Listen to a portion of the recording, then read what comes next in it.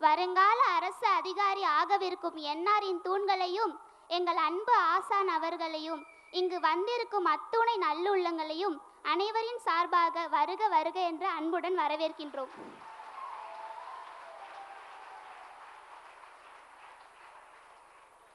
ஒரு மூத்தவங்க சொல்லு ஒரு புத்தகத்துக்கு சமம்னு சொல்லுவாங்க. ஒரு மூத்தவங்க சொல்லு ஒரு புத்தகத்துக்கு சமம்னு சொல்லுவாங்க. 1000 புத்தகம் ஒரு சேர திரட்டி கொட்டி வைத்தாலும் ஈடாகாத சொற்களஞ்சியம் எங்கள் ஆசான். உழைத்தால் ஜெயிக்கலாம்னு சொல்லுவாங்க. உழைத்தால் ஜெயிக்கலாம்னு சொல்லுவாங்க. ஆனால் அந்த உழைப்பையே ஜெயிச்சவர் எங்கள் ஆசான்.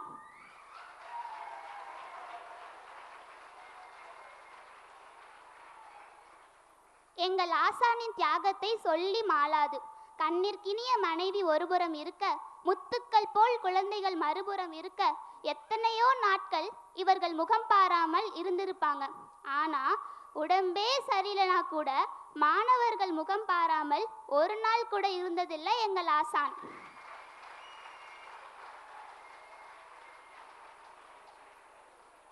அவர் கண்டிப்பிலும் ஓர் அழகு இருக்கும். அந்த அழகிலும் ஓர் அன்பு இருக்கும். அந்த அன்பிற்குரிய எங்கள் ஆசானை மேடைக்கு வருமாறு அன்புடன் அழைக்கின்றோம்.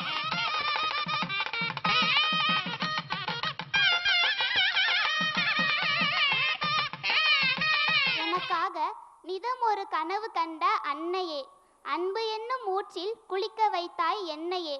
பல நாடு கடந்தாலும் உன் பாசம்தான் மாறுமோ, பல ஞானம் பிறந்தாலும் உன் அன்புதான் குறையுமோ. அம்மா, அன்பின் இலக்கணம்தான் அம்மா. அப்படிப்பட்ட அம்மாக்களை குத்துவிளக்கு ஏற்ற மேடைக்கு வருமாறு அன்புடன் அழைக்கின்றோம்.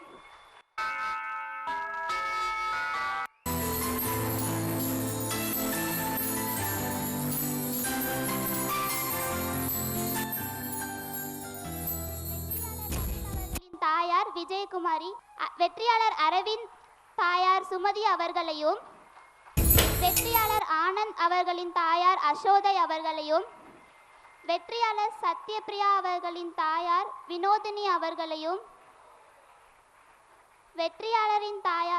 வெற்றியாளர் கார்த்திகா அவர்களின் தாயார் ரமா அவர்களையும்,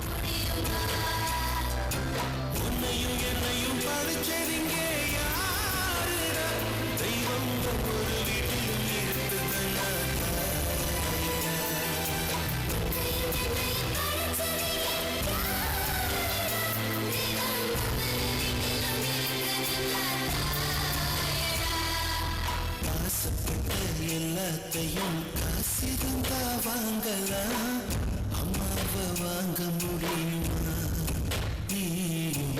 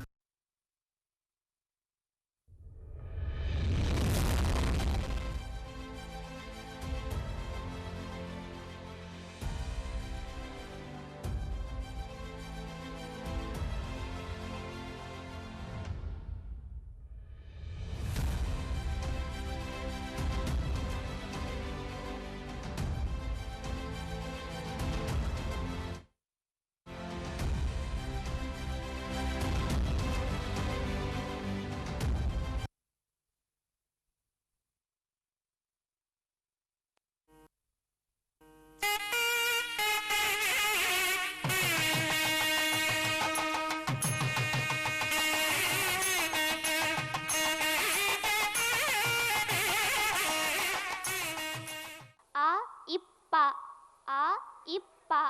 அப்பா என்ற வார்த்தை எழுத்து கூட்டி பார்த்து அர்த்தங்கள் 1000 சொல்லிவிடலாம். ஆனால் அப்படிப்பட்ட அப்பாக்களின் தியாகத்தை எந்த புத்தகத்தை புரட்டினாலும் சொல்லிவிட முடியாது.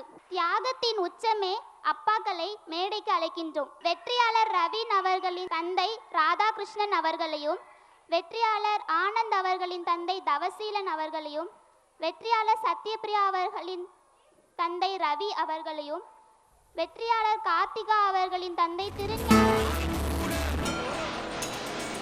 எனக்காக என்ன பண்ணிருக்கேன்னு உங்க அப்பனை பார்த்து கேட்டேன்.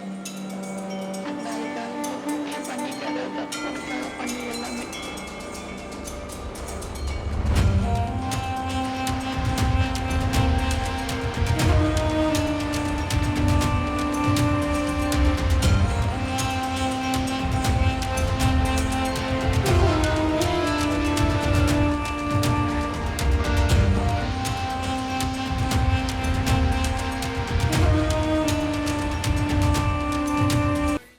ஒரு அரசு வேலைக்கு தான் புள்ள போயிட்டாங்கன்னு தெரிஞ்சதும் ஒரு தலைமுறையே மாற போகுதுன்னு தெரிஞ்சுக்கலாம்.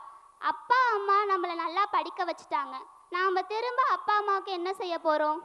மகன் தந்தை காற்றும் உதவி இவன் தந்தை என்னோற்றாம் கொள் என்னும் வள்ளுவனின் சொல்லுக்கிணங்க இப்படிப்பட்ட பிள்ளையை பெத்தெடுக்க என்ன தவம் செய்தாரோ என்று சாதித்த நம் வெற்றியாளர்களை மேடைக்கு அழைக்கின்றோம். வெற்றியாளர் ரவீன் அவர்களையும், வெற்றியாளர் அரவிந்த் அவர்களையும், வெற்றியாளர் ஆனந்த் அவர்களையும், வெற்றியாளர் பிரியா அவர்களையும், வெற்றியாளர் கார்த்திகா அவர்களையும், வெற்றியாளர் கவிவாணி அவர்களையும், வெற்றியாளர் லோகேஸ்வரி அவர்களையும் மேடைக்கு வருமாறு அன்புடன் அழைக்கின்றோம்.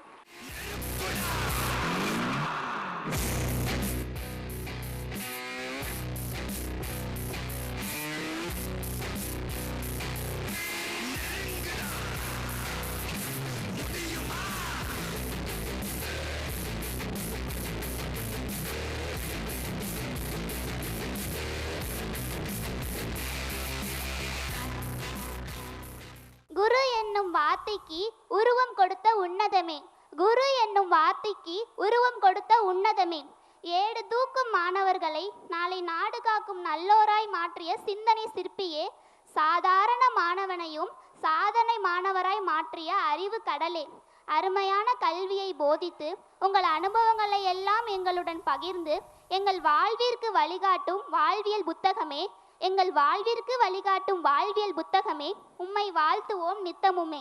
எங்கள் வாழ்வு பயணத்தில் ஏணிப்படியாய் இருந்து எந்த ஒரு எதிர்பார்ப்பும் இல்லாமல் எங்களை ஏற்றமடைய வைத்த கடவுளே, என்றும் உங்கள் வார்த்தைகளின் வழி நடப்போம், எங்கள் வாழ்வுதலில் தடம் பதிப்போம் உங்கள் வழியில். இத்தகு சிறப்புக்குரிய நம் ஆசானை பேச வருமாறு அன்புடன் அழைக்கிறேன்.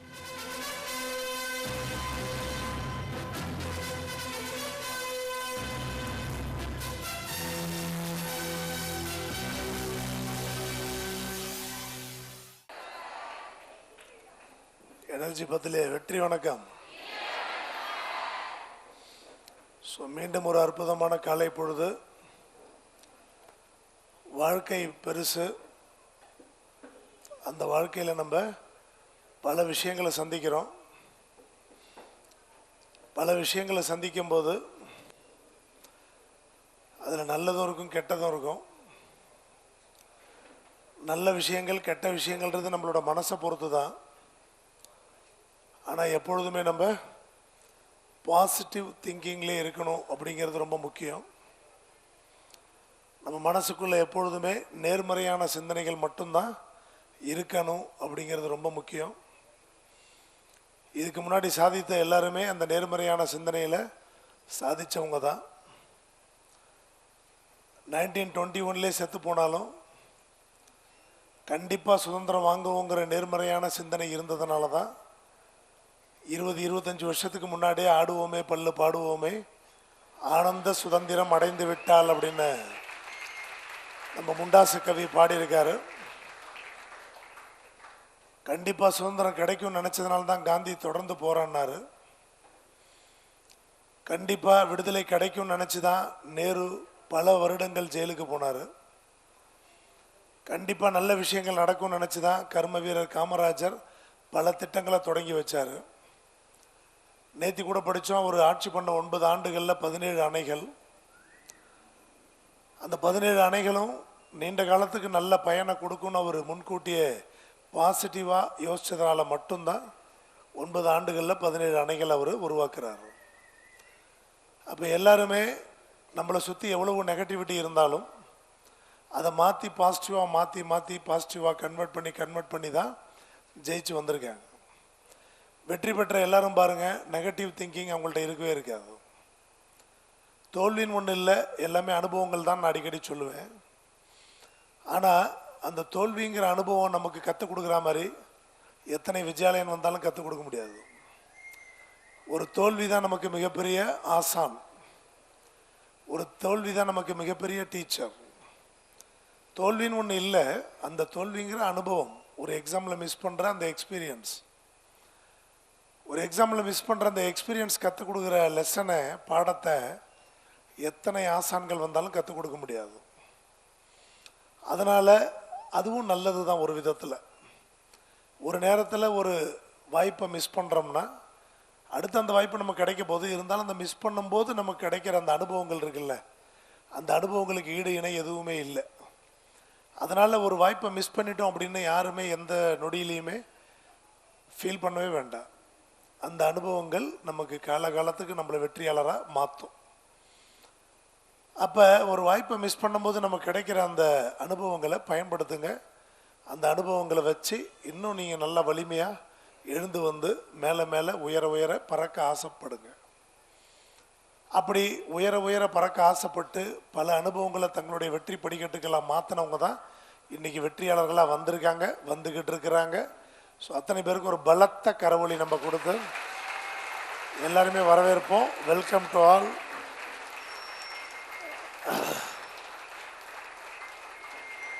ஸோ நம்ம என்னதான் நம்ம வெற்றி அடைஞ்சாலும் நம்மளை உந்து சக்தியாக நமக்கு பின்னாடி இருந்து நம்மளை உந்தி தள்ளி மேலே மேலே மேலே போக வைக்கிறது நம்ம பேரண்ட்ஸ் தான். இந்த நிகழ்ச்சியோட சீஃப் கெஸ்ட்டே உங்களுடைய பேரண்ட்ஸ் தான். அதில் எல்லா சீஃப் கெஸ்ட்டையும் உங்களோட பலத்த கரவொலியோட மீண்டும் வரவேற்கிறோம். வெல்கம். நான் ஏற்கனவே பல தரம் சொன்ன மாதிரி இந்த மேடையில் தமிழ்நாடு கவர்னர் உள்பட பல்வேறு அமைச்சர்கள் உள்பட பல பேர் வந்திருக்காங்க சீஃப் கெஸ்ட்டாக. ஆனால் அப்போல்லாம் சந்தோஷப்படாத இந்த மேடை என்றைக்கு உங்கள் பேரண்ட்ஸ் சீஃப் கெஸ்ட்டாக வராங்களோ அன்றைக்கி தான் இந்த மேடை வந்து மிகுந்த சந்தோஷம் அடையுது. அந்த வாய்ப்பை இந்த மேடைக்கு கொடுக்க நீங்கள் எல்லாம் சீக்கிரம் நீங்களும் உங்கள் பேரண்ட்ஸ் அழைத்து வர உழைக்கணும் அப்படிங்கிறது முக்கியம். வெற்றியாளர்களை நேருக்கு நேர் பார்க்கும்போது, அவங்களுடைய அனுபவங்களை நேருக்கு நேர் கேட்கும்போது நம்ம மனசுக்குள்ள சில மாற்றங்கள் ஏற்பட்டு அந்த மாற்றங்களால் நம்மளோட வெற்றி மிக விரைவில் நமக்கு கிடைக்கணும், அதுக்கேற்ற மாதிரி உழைக்கணும் அப்படிங்கிறத வெற்றியாளர்களை நேருக்கு நேர் உங்களுக்கு காமிச்சு அவங்களுடைய அனுபவங்களை நம்ம பகிர்ந்துக்க கொள்ள வைக்கிறதோட நோக்கம். வெற்றியாளர்கள் பேசுகிறத நீங்கள் யூடியூப்பில் பார்க்கலாம், சோஷியல் மீடியாவில் பார்க்கலாம். பட் அதெல்லாம் விட நேருக்கு நேர் இதே இடத்துல இதே சேரில் உங்களுக்கு முன்னாடி உக்காந்தவங்க, உங்களை மாதிரியே பாடம் கவனித்தவங்க, உங்களை மாதிரியே ரிவிஷனில் பதில் சொன்னவங்க, உங்களை மாதிரியே டெஸ்ட் எழுதினவங்க இன்றைக்கி நேருக்கு நேர் உங்கள்கிட்ட வரும்போது அது எந்த சோஷியல் மீடியாவில் பார்த்தாலும் அதுக்கு ஈடு இணை கிடையாது. அதுவும் பொதுவாக கவர்மெண்ட் எக்ஸாம்ஸ் படிக்கிறவங்க, காம்படிட்டிவ் எக்ஸாம்ஸ் படிக்கிறவங்க வெற்றி பெற்ற ஒருத்தரை போய் சந்தித்து டிப்ஸ் கேட்பாங்க. அதுக்கு நீங்கள் அவங்க வீடு தேடி போகணும், அங்கே போய் எப்படி படிச்சிங்க என்ன அதுன்னு கேட்கணும். அதுக்கு அலைச்சல். போனால் நீ ஒரு வெற்றியாளர் தான் பார்க்க முடியும் ஒரு வீட்டில். ஆனால் இன்றைக்கி பல வெற்றியாளர்கள் உங்களை தேடி வந்து இங்கே பல 100 கிலோமீட்டர்கள் பயணித்து கூட இங்கே வந்து உங்களை பார்க்கும்போது இந்த நிகழ்ச்சி உங்களுக்கு எவ்வளோ முக்கியங்கிறத நீங்கள் புரிஞ்சுக்கணும். அப்போ உங்களுக்காக இவ்வளோ தூரம் பயணப்பட்டு வந்திருக்க அத்தனை பேருக்கும் மீண்டும் ஒரு பலத்த கரவொலியை நம்ம வந்து கொடுக்கணும்.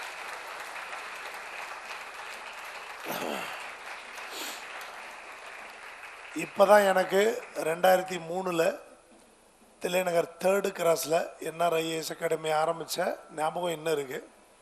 தில்லைநகர் 3rd கிராஸில் ஒரு சின்ன ரூமில் ஆரம்பித்தோம். எதிர்த்தபடி அப்போ கரூர் வைஷ்யா பேங்க் இருந்துச்சு. 3rd கிராஸ் KVB எதிரில் அப்படின்னு தான் விளம்பரமே கொடுப்போம். 3rd கிராஸ்லேருந்து 10th கிராஸ் வந்தோம். 10th கிராஸ் வெஸ்ட்லேருந்து ஈஸ்ட்டு போனோம். பாபா டவர்ஸ் வந்தோம். சாரதாம்பாள் கோயில் போனோம். அப்புறம் சொந்தமாக பில்டிங் கட்டி சத்திரம் பஸ் ஸ்டாண்டு கலைஞர் அறிவாலயம் ஆப்போசிட்டில் போனோம். அப்புறம் இந்த இடத்த சொந்தமாக வாங்கி மிகப்பெரிய வளாகமாக இன்னும் சவால் விட்டு சொன்னால் சவுத் இந்தியாவில் இவ்வளோ பெரிய கேம்பஸ் காம்படிட்டிவ் எக்ஸாம்ஸுக்கு கிடையாது அப்படிங்கிற அளவுக்கு நம்ம வந்திருக்கோம்.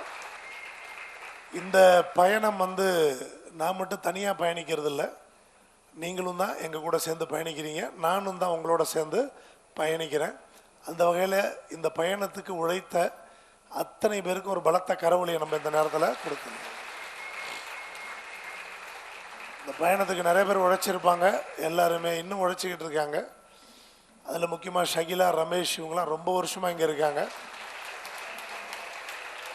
இப்போ உழைச்சிக்கிட்டு இருக்கிறவங்க வரைக்கும் மிகப்பெரிய வெற்றிகளை அவங்க வந்து பார்த்துருக்காங்க. அப்படின்னும்போது ரொம்ப சந்தோஷமான விஷயம்தான் இது.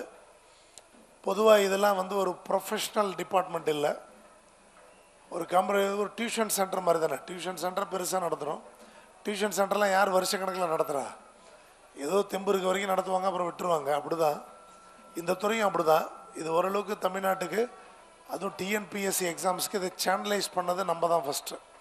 சேனலைஸ் பண்ண பிறகு பல பேர் இதை நம்பி வந்தாங்க. பட் இதெல்லாம் ஒரு துறையாக ஆகிறதுக்கு முன்னாடியே நாங்கள் இதை சேனலைஸ் பண்ண ஆசைப்பட்டோம். ஸோ அந்த வகையில் இன்னும் கூடுதலான வெற்றியாளர்கள் வந்திருக்காங்க. நல்ல ஒரு பலத்த கரவொலியை அவங்களுக்கு கொடுக்கலாம். வணக்கம் வணக்கம் ரங்காங்க.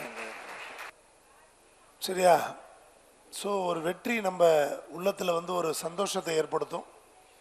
அதுவும் இப்போ நாங்கள்லாம் சொல்கிறது என்னென்னா, இந்தியாவிலே ரொம்ப டஃபஸ்ட் எக்ஸாம் குரூப் 4 எக்ஸாம் தான் சொல்கிறோம். ஏன்னா டாப் லெவலில் இருக்க ஐஏஎஸ் எக்ஸாம் 5 லட்சம் பேர் தான் எழுதுகிறாங்க. பட் குரூப் 4 எக்ஸாம் 25 லட்சம் பேர் அப்ளை பண்ணி 15லேருந்து 20 லட்சம் பேர் வரைக்கும் எழுதுகிறாங்க ஒரு ஸ்டேட்டில் மட்டும். ஐஏஎஸ் எக்ஸாம்ங்கிறது 28 ஸ்டேட்டுக்கும் சேர்த்து 5 லட்சம் பேர் தான் எழுதுகிறாங்க. ஆனால் தமிழ்நாட்டில் மட்டும் குரூப் 4 எக்ஸாமை மட்டும் 20 லட்சம் பேர் கிட்டத்தட்ட அப்ரோச் பண்ணுறாங்க. ஏன்னா அது ரொம்ப முக்கியம்னு நினைக்கிறாங்க. கவர்மெண்ட்டில் என்ட்ரி ஆகிறதுக்கு அது ஒரு முக்கியமான ஸ்டேஜ்னு நினைக்கிறாங்க. அதனால் ரொம்ப டஃப்பாக இருக்குது இப்போ காம்படிஷன். 170க்கு மேலே மார்க்லாம் தேவைப்பட்டுச்சுங்கிறது உங்களுக்கு தெரியும். கட் ஆஃப்லாம் ரொம்ப அதிகமாக இருக்குன்றது உங்களுக்கு தெரியும். டிஎன்பிஎஸ்சியில் பல மாற்றங்கள் செஞ்சுக்கிட்டே இருக்காங்க. அந்த மாற்றங்களையும் அட்ஜஸ்ட் பண்ணி அதுவும் ஒரு 20 லட்சம் பேரில் ஜெயிச்சு, அதுவும் போஸ்டிங் கன்ஃபார்ம் பண்ணி கவுன்சிலிங் அட்டன் பண்ணி அந்த போஸ்டிங் ஆர்டர் பச்சை எங்களை கையெழுத்து போட்ட போஸ்டிங் ஆர்டரை கையில் வாங்கும்போது அப்படி ஒரு ஆனந்தம் நம்ம மனசுக்குள்ளே இருக்கும். அந்த ஆனந்தத்தை அடைஞ்சு இன்றைக்கி வந்திருக்க வெற்றியாளர்களுக்கு மீண்டும் ஒரு பலத்த கரவொலியை நம்ம வந்து கொடுத்துடலாம். ஏன்னா பேரண்ட்ஸுக்கு கூட இந்த எக்ஸாமோட டஃப்னஸ் தெரியாமல் இருக்கலாம். நிறைய பேருக்கு அந்த 10th +2 இந்த எக்ஸாம்ஸ் தான் எக்ஸாம்னு தெரியும். பட் இப்போ 10th படித்தோ +2 படித்தோ டிகிரி படித்தோ அதை வச்சுலாம் யாரும் வேலைக்கு போகிறதே இல்லை. இப்போ 10th படித்ததுக்காக ஒரு வேலை கொடுத்தாங்களான்னா இல்லை, +2 படித்ததுக்காக ஒரு வேலையானா இல்லை, டிகிரி படித்ததுக்காக ஒரு வேலையானா இல்லை. அப்போ 10th +2 டிகிரிலாம் இப்போ வந்து வேஸ்ட்டு தான். அது ஒன்று தான், அதை வச்சு வேலைக்கு போக முடியறதில்ல. அப்போ அதை முடிச்சுட்டு ஒரு காம்படிட்டிவ் எக்ஸாம் வைக்கிறாங்க. ஈவன் இப்போ 12th மார்க்குக்கே மதிப்பு இல்லை. 12th மார்க்கை வச்சு ஒரு எம்பிபிஎஸ் சீட்டு போக முடியாது. அப்போ அதுக்கு தனியாக ஒரு எக்ஸாம் வைக்கிறான் நீட்டுன்னு. 12th மார்க்கை வச்சு ஒரு நல்ல இன்ஜினியரிங் காலேஜில் சேர முடியாது, அதுக்கு ஐஐடி ஜேஇன்னு ஒரு எக்ஸாம் வச்சுருக்காங்க. 12th மார்க் முடிச்சுட்டு ஒரு நல்ல கவர்மெண்ட் ஆர்ட்ஸ் அண்ட் சயின்ஸ் காலேஜில் சேர முடியாது, அதுக்கு கியூட்டுன்னு ஒரு எக்ஸாம் வைக்கிறாங்க. அப்போ ஸ்கூல் முடிஞ்ச உடனே இப்போ எல்லாத்துக்குமே காம்படிட்டிவ் எக்ஸாம்ஸ் தான். அப்போ 1 நேஷன் 1 எஜுகேஷன்னு ட்ரை பண்ணுறாங்க. இந்தியா முழுக்க ஒரே கல்வி முறையை கொண்டு வந்து அது மூலமாக எல்லாத்தையும் பேட்டர்ன் ஒன்றாக்கணும். +2 நீ +2 வரைக்கும் எதை வேணால் படி, ஆனால் எம்பிபிஎஸ் சேரணுமா நீட் எழுது. இந்தியா ஃபுல்லாக ஒரே நீட்டு, இந்தியா ஃபுல்லாக ஒரே ஐஐடி, இந்தியா ஃபுல்லாக ஒரே கியூட்டு. அப்போ ஒரே என்ட்ரன்ஸ் எக்ஸாம் வந்துக்கிட்டே இருக்குது. இன்னும் நம்மள மாதிரி ஸ்டேட் சர்வீஸ் கூட ஒரே என்ட்ரன்ஸ் எக்ஸாம் வந்தாலும் வரலாம். ஸோ மொத்தத்தில் 10th +2 டிகிரியோ படிக்கிறத வச்சு அந்த வேலைக்கு நம்மளால் போக முடியறதில்ல. அதில் ஒரு பேசிக் குவாலிட்டி எஜுகேஷன் எலிஜிபிலிட்டி மட்டும்தான் அப்படிங்கிற மாதிரி ஆகுது. அப்போ அதை தாண்டி இருக்கிற இந்த போட்டித் தேர்வுகள் இப்போ ரொம்ப முக்கியமாகுது. இந்த போட்டித் தேர்வில் ஜெயிக்கிறத வச்சு தான் நம்ம வேலை வாங்குகிறோம். கவர்மெண்ட் வேலைங்கிறது வெறும் சம்பளத்துக்குரிய வேலை மட்டும் இல்லை, அது ஒரு அடையாளம், அது ஒரு ஐடென்டிட்டி, அது ஒரு அதிகாரம். நம்ம ஊரில் ஒரு கவர்மெண்ட் எம்ப்ளாயி இருந்தால் கூட அவரை பற்றி நிறையா பேசுவாங்க, சொல்லுவாங்க. அவர் இருக்காரு அவர் வீடுன்னு சொல்லுவாங்க, அவர் இருக்காரு அவர் பக்கத்து வீடுன்னு சொல்லுவாங்க. அவரை வச்சு தான், அந்த அரசு அதிகாரியை வச்சு தான் ஊரில் பல பேர் அடையாளம் சொல்லுவாங்க. அந்த வகையில் அரசு அதிகாரி ஆகிறது ரொம்ப நல்ல விஷயம், ரொம்ப பெருமைக்குரிய விஷயம். பணம் மட்டும் இல்லை, இன்னும் பணமும் ப்ரைவேட் ஜாபை விட இதில் கூட கிடைக்க போகுது. ப்ரைவேட் ஜாப்பில் கிடைக்கிறத விட சம்பளமும் இதில் தான் கூட. இப்போ 8th பே கமிஷன் வந்துருச்சுன்னா 50,000க்கு மேலே, 7th பே கமிஷன் வந்துச்சுனாலே 50,000க்கு மேலே குரூப் 4க்கு அப்படின்னு சொல்லிட்டு இருக்காங்க. ப்ரைவேட்டில் போய் 10,000 15,000 20,000க்கு வேலை செய்கிறதுக்கு இதெல்லாம் ரொம்ப நல்ல ஒரு விஷயமாகவே இருக்குது. ரெண்டாவது 3 வருஷம் ஆனால் ஒரு ப்ரொமோஷன், கொஞ்ச நாள்லே அடுத்த அதிகாரி அளவில் நம்மளால் போயிட முடியும் அப்படின்லாம் இருக்கும்போது நிறைய பேர் இப்போ கவர்மெண்ட் எக்ஸாம்ஸ்க்கு படிக்கிறாங்க. அதனால தான் ஒரு குரூப் 4க்கு 25 லட்சம் பேர் அப்ளை பண்ணுறாங்க. பட் குரூப் 4லேயே ஜாயின் பண்ணாலும் அவங்க குரூப் 4ல் இருக்க போகிறதில்ல. ப்ரொமோஷனில் குரூப் 2 போவாங்க, ப்ரொமோஷனில் குரூப் 1 வரைக்கும் போவாங்க, ரெவன்யூ டிபார்ட்மெண்ட்டில் இருந்தால் கலெக்டர் வரைக்கும் போவாங்க. ஸோ நிறையா வாய்ப்புகள் இருக்குது. ஆனால் ருசிகண்ட பூனையாக ஒரு எக்ஸாமில் ஜெயித்தவங்க அதோடு இருக்க மாட்டாங்க.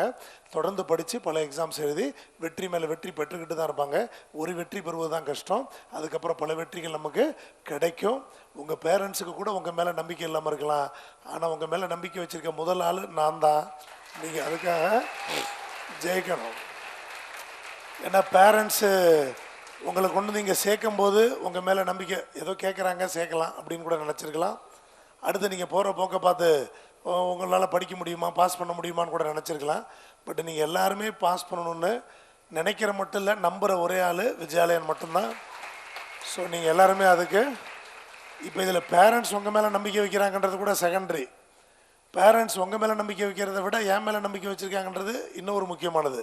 அதை விட முக்கியமானது நீங்கள் உங்கள் மேலே வச்சுருக்க நம்பிக்கையை விட நான் உங்கள் மேலே அதிக நம்பிக்கை வச்சுருக்கேன்றது ரொம்ப முக்கியம். நீங்கள் உங்கள் மேலே வைக்கிற நம்பிக்கையை விட நான் உங்கள் மேலே அதிக நம்பிக்கை வைக்கிறேன். பல துறைகளில் சாதிக்கலாம். வர ஜூன் மாதம் குரூப் 1 இருக்குது. அதுக்கு ஏற்ற மாதிரி தான் நம்ம படிக்கிறோம். நல்லா படித்தா குரூப் 1ல் கூட அழகாக அடிக்க முடியும். நிறைய பேர் இப்போ வந்தவங்க குரூப் 1 அடித்து தான் வரப்போகிறாங்க. திருப்பி டெப்டி கலெக்டர் டிஎஸ்பி அவர் பாராட்டு விழாவுக்கு வரதான் போகிறாங்க. திருப்பி பேரண்ட்ஸை பெருமைப்படுத்த தான் போகிறாங்க. அந்த வகையில் உங்கள் மேலே நம்பிக்கை வச்சு ஓடிக்கிட்டே இருங்க. கண்டிப்பாக ஜெயிக்க முடியும். உங்களுக்காக உழைக்க உங்கள் பேரண்ட்ஸும் நானும் இருக்கோம்.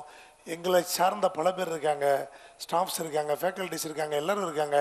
எல்லோரும் உங்களுக்காக ஓட தயாராக தான் இருக்கோம். நீங்கள் முதல்ல அதுக்கு உங்கள் மேலே நம்பிக்கை வைக்கணும். நம்மளால் முடியும்னு நினைக்கணும். ஒரு தோல்வியை பார்த்து தோண்டு போகக்கூடாது. தோல்விகள் தான் வெற்றிக்கு படிக்கட்டுகள் நமக்கு சின்ன வயசுலேருந்து சொல்லியிருக்காங்க. அப்போ அந்த தோல்வியை பார்த்து பயப்படாமல் தோண்டு போகாமல் உங்கள் மேலே நம்பிக்கை வச்சு தொடர்ந்து ஓடுங்க. வெற்றி ஒரு நாள் கிடைக்கும். ஃபீல்டை விட்டு ஒதுங்கினோம்னா வெற்றியை விட்டே ஒதுங்கிடுவோம். ரொம்ப முக்கியம், ஒரு நல்ல சேஃப்டியான செக்யூர்டான ஸ்டெபிலிட்டியான கவர்மெண்ட் ஜாபில் உட்கார வேண்டியது ரொம்ப முக்கியம். பின்னாட்கள் வரைக்கும் இப்போ திருப்பி பழைய பென்ஷன் ஸ்கீம் வந்துடும். ரொம்ப நல்லதாக இருக்கும். அதனால் உங்கள் மேலே நம்பிக்கை வச்சு ஓடுங்க. உங்களை விட நீங்கள் உங்கள் மேலே வச்சுருக்க நம்பிக்கையை விட நான் உங்கள் மேலே அதிக நம்பிக்கை வச்சுருக்கேன்றதை புரிஞ்சுக்கிங்க. அதை மனசில் வச்சு தைரியமாக ஓடுங்க. அந்த டிராகன் படத்தில் சொல்கிற மாதிரி திருப்பி ஃபஸ்ட்லேருந்து ஸ்டார்ட் பண்ண அப்பா இருக்கேன்னு சொல்லுவார் அவர். அந்த ஹீரோ கிட்ட அது மாதிரி நான் இருக்கேன், நீ திருப்பி ஃபஸ்ட்லேருந்து கூட ஸ்டார்ட் பண்ணு. நம்ம என்ன பண்ணலாம், படிச்சுக்கிட்டு போயிட்டே இருக்கலாம், ஜெயிச்சுக்கிட்டே இருக்கலாம். தோல்வின்னு ஒன்று இல்லை தான், ஆனால் வெற்றின்னு ஒன்று இருக்குது. வெற்றி பெற்றால் நம்ம நினச்சபடி வாழலாம். அந்த வெற்றிங்கிற ஒரு எல்லைக்கோட்டை தொடாட்டி நம்ம நினச்சபடி வாழ முடியாது. பல சங்கடங்களையும் கஷ்டங்களையும் சந்திக்க வேண்டியிருக்கும். இது நான் சொல்லி தான் உங்களுக்கு தெரியணும் இல்லை, உங்கள் பேரண்ட்ஸ் தான் உங்களுக்கு முதல் ரோல் மாடல். அவங்க உங்களுக்கு வீடுகளில் சொல்லியிருந்திருப்பாங்க, இன்னும் சொல்லுவாங்க, அவங்க அனுபவத்தில் சொல்லுவாங்க. போன பாராட்டு விழாலே அவங்க எத்தனை மணிக்கு எழுந்திரிக்கிறாங்க, எத்தனை மணிக்கு தூங்குறாங்கலாம் உங்களுக்கு சொன்னேன், அவங்களே சொன்னாங்க. ஸோ அவங்களோட உழைப்பை பார்த்தாச்சும் நம்ம உழைக்கணும். புரிதலையா? அந்த உழைப்பு நல்ல வெற்றிகளை தரும். அப்படிங்கிற நம்பிக்கையோட எங்கே வாழ்க்கை தொடங்கும், அது எங்கே எவ்விதம் முடியும், இதுதான் பாதை, இதுதான் பயணம் என்பது யாருக்கும் தெரியாது. நீ என்னாருக்கு வருவ, இங்கே உட்காருவ, படிப்பை இப்படி ஒரு வெற்றி விழாவை பார்ப்பேன்னு யாருக்கும் தெரியாது. எங்கே வாழ்க்கை தொடங்கும், அது எங்கே எவ்விதம் முடியும், இதுதான் பாதை, இதுதான் பயணம் என்பது யாருக்கும் தெரியாது. பாதையெல்லாம் மாறிவிடும். டாக்டர் நினச்சிருப்ப இப்போ இங்கே வந்து உட்காந்துருப்ப. பாதையெல்லாம் மாறிவிடும், பயணம் முடிந்துவிடும். ஒரு நேரம் அது எண்டுக்கு வந்து தான் ஆகணும். மாறுவதை புரிந்து கொண்டால் மயக்கம் தெளிந்துவிடும். புரியுதா? இப்போ எனக்கு தோன்ற ஒரு விஷயம் என்னென்னா, வெற்றி பெறணும் வெற்றி பெறணும் வெற்றி பெறணும்னு நாங்கள் பேசுகிறோம், மோட்டிவேட் பண்ணிக்கிட்டே இருக்கோம். ஆனால் இப்போ இருக்க இளைய தலைமுறையில் நிறைய பேர் வெற்றினா என்ன, தோல்வினா என்ன, இது ரெண்டுத்தோட பலன்கள் என்ன, இதோட விளைவுகள் என்ன எதுவுமே தெரியாமல் அன்னன்னைக்கு பொழுத ஜாலியாக ஓட்டணும் இந்த எண்ணத்தில் மட்டும் இருக்க மாதிரி தெரியுது. அப்படி அதாவது நாங்கள் மோட்டிவேட் பண்ணுறதை யாருக்கு மோட்டிவேட் பண்ண முடியும்? வெற்றி பெறணும்னு கடுமையாக முயற்சிக்கிறவங்களுக்கு தான் இந்த மோட்டிவேஷன். எனக்கு அந்த அந்த மோட்டிவேஷனே இல்லை. எனக்கு வெற்றினா என்னன்னு தெரியாது, பாஸ் பண்ணால் என்னன்னே தெரியாது, ஃபெயில் ஆனால் என்னன்னே தெரியாது. டெய்லி கிளாஸ் வைக்கிறீங்க, வந்து போகிறோம், எங்கள் அப்பா அம்மா காசு கட்டி சேர்த்து விட்டாங்க, வந்து போகிறோம். இந்த மனப்பான்மையில் நிறைய பேர் இருக்கீங்க. அந்த எண்ணத்தெல்லாம் தூக்கி போட்டு இந்த நிகழ்ச்சி மூலமாக உங்களோட எண்ணங்களை மாற்றிக்கிட்டு சீக்கிரமாக ஜெயிக்கணும். நீ வந்தது யாருக்கும் தெரியாது, நீ வாழ்ந்ததை உலகம் அறியாது, உன் சந்ததி கூட மறந்துவிடும், உன் சரித்திரம் யாருக்கு நினைவு வரும்? திண்ணைதானா உன் தேசம், தெருவென்றோயா உன் உலகம், திண்ணையை இடித்து தெருவாக்கு, தெருவை மேலும் விரிவாக்கு. நல்ல வாய்ப்புக்கு நன்றி கூடி வருகிறேன். நன்றி, வணக்கம்.